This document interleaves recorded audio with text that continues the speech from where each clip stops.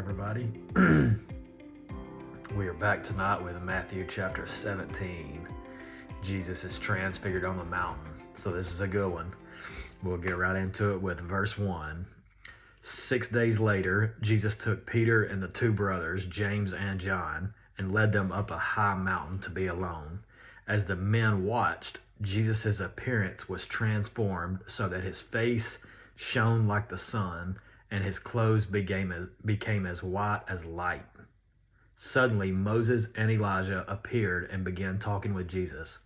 Peter exclaimed, "Lord, it's wonderful for us to be here. If you want, I'll make 3 shelters as memorials, one for you, one for Moses, and one for Elijah." But even as he spoke, a bright cloud overshadowed them, and a voice from the cloud said, "This is my dearly loved Son, who brings me great joy. Listen to him." The disciples were terrified and fell face down on the ground. Then Jesus came over and touched them. "Get up," he said. "Don't be afraid."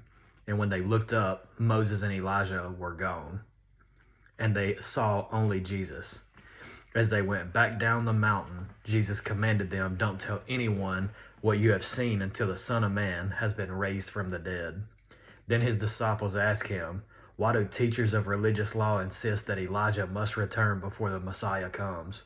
Jesus replied, "Elijah is indeed coming first to get everything ready.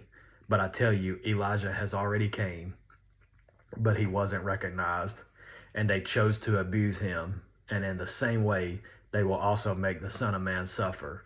Then the disciples realized he was talking about John the Baptist. So Moses and Elijah were the 2 greatest prophets in the Old Testament. Moses represents the law, or the Old Covenant. He wrote the Pentateuch, and he predicted the coming of a great prophet. Elijah represents the prophets who foretold the coming of the Messiah. Moses and Elijah's presence with Jesus confirm Jesus' messianic mission to fulfill God's law and the words of God's prophets. Just as God's voice in the cloud over Mount Sinai gave authority to the law given to Moses, God's voice on the Transfiguration gave authority to Jesus' words. So you can really imagine the Peter, James, and John got a real good understanding right here on the Transfigure on the mountain. You know, they got to see with their own eyes and witness, what's going on. So you can definitely know that it strengthened their belief because they got to see, stuff that just the Transfiguration. I couldn't imagine what that would be like being there. It's crazy. Jesus heals a demon-possessed boy starting at verse 14. At the foot of the mountain, a large crowd was waiting for them. A man came and knelt before Jesus and said, "Lord, have mercy on my son. He has seizures and suffers terribly. He often falls into the fire or into the water. So I brought him to your disciples, but they couldn't heal him."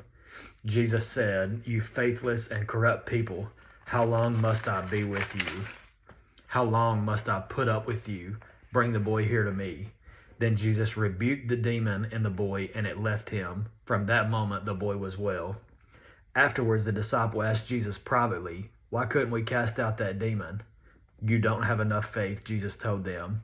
"I tell you the truth, if you had faith even as small as a mustard seed, you could say to this mountain, 'Move from here to there,' and it would move. Nothing would be impossible."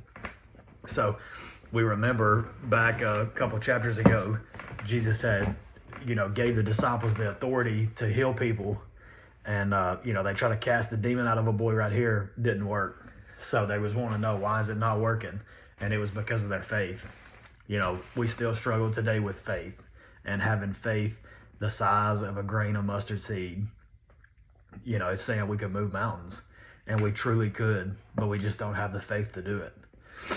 Verse 22, Jesus predicts his death for the 2nd time. After they gathered again in Galilee, Jesus told them, "The Son of Man is going to be betrayed into the hands of his enemies.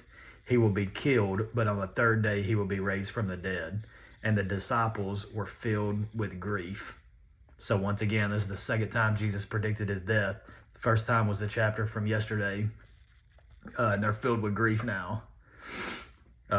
Verse 24, on their arrival in Capernaum, the collectors of the temple tax came to Peter and asked him, "Doesn't your teacher pay the temple tax?" "Yes, he does," Peter replied. Then he went into the house, but before he had a chance to speak, Jesus asked him, "What do you think, Peter? Do kings tax their own people or the people they have conquered?" "They tax the people they have conquered," Peter replied. "Well then," Jesus said, "the citizens are free. However, we don't want to offend them, so go down to the lake and throw in a line. Open the mouth of the first fish you catch, and you will find a large silver coin. Take it and pay the tax for both of us." Like crazy. So, Peter pays the temple tax by catching a fish and finds a coin in the fish's mouth to pay the temple tax. Jesus didn't want to offend them, so just another example of miracles all over the place. Like what we've said before, Jesus' ministry comprised of about 3 years, and he got a lot of stuff done in those 3 years. So tomorrow night we'll hit chapter 18. We're getting closer and closer to the crucifixion. So we'll see how it goes. Thanks.